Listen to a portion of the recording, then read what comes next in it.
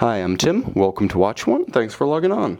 Today, we're looking at the Hautlence Atelier HLQ 03 Jump Hour Retrograde.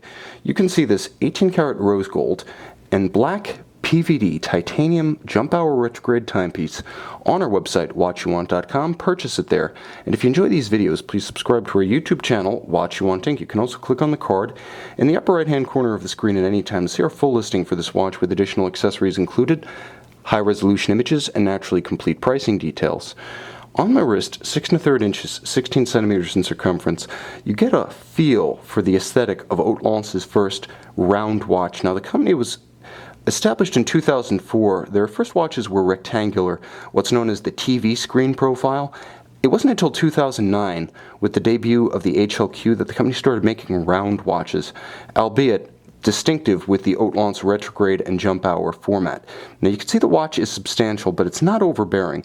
Across the round of the case, not including the crown, it is 44 millimeters. It's actually thinner than Hautlence advertises on its website. They advertise 12.5 millimeters. I measured this one at 11, so it's actually quite slim. There is a little bit of a slope to the bezel, so you can fit this watch underneath a dress cuff. Now, in terms of lug-to-lug measurements, it's actually pretty compact for a 44 millimeter timepiece between extremities. It's only 49.5 millimeters, so an easy watch to wear on a smaller wrist in spite of its broadness. Now, you can also see that the watch is a dramatic combination of black and pink gold elements, and that's compounded by a gorgeous matte black rectangular scale monotone stitch alligator leather strap. There is a little bit of a curve to the spring bar, so when you look at the watch from overhead, when the watch is on your wrist, there's very little gap between the case flank and the strap. It closes those flanks. There's very little daylight. It's a more integrated look. Now, the interesting thing about this example of the HLQ 03 is that it doesn't feature the carbon fiber look strap that typically is equipped on this model, and it features a more practical titanium pin buckle as opposed to the hybrid rose gold version typically equipped again on the HLQ 03. The watch is hefty on the wrist, but not overbearing. The combination of gold and titanium elements means that they largely cancel each other out, and what you're left with is something that feels, in terms of mass, like a 44 millimeter steel watch. Now, the watch has a wonderfully supple calfskin underside to the strap as well, so on the wrist, comfort is superb, and because it is broad, it does spread its mass nicely. There are no hot spots or pressure points on the wrist. In terms of the actual aesthetic of the watch, it's sort of an assembly of separate elements, each one standing apart, making its own strident aesthetic statement. You can see how the lugs are separate elements attached to the PVD titanium inner case. Each one has a strong series of character lines, of bevels, of contrasting satin and polished elements.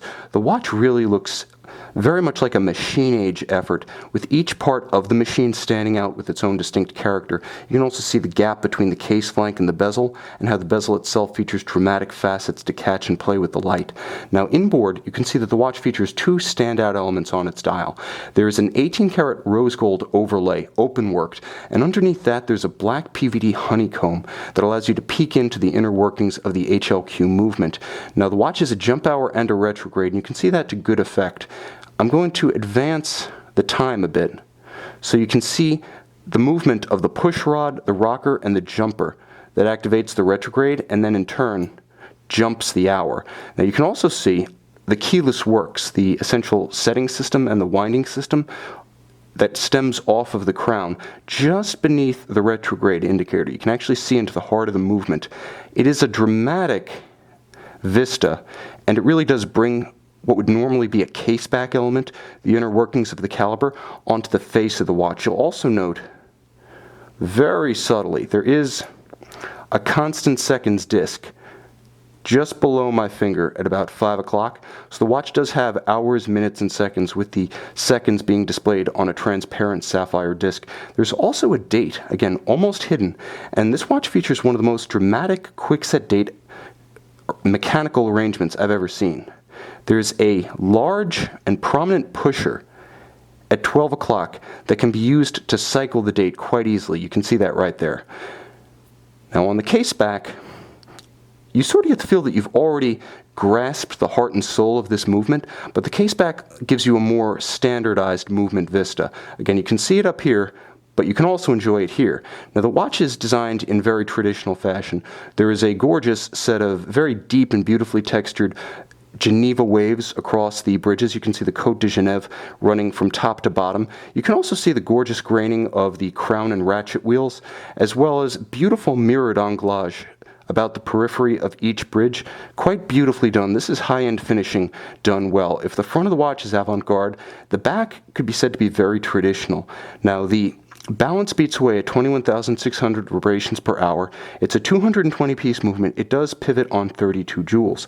It is an in-house caliber designed and executed entirely by Hautlence, which is in Neuchâtel, and it should be, because Hautlence is an anagram for Neuchâtel. You can see this unique titanium and pink gold jump hour retrograde from a celebrated independent manufacturer and buy it on our website, watchyouwant.com.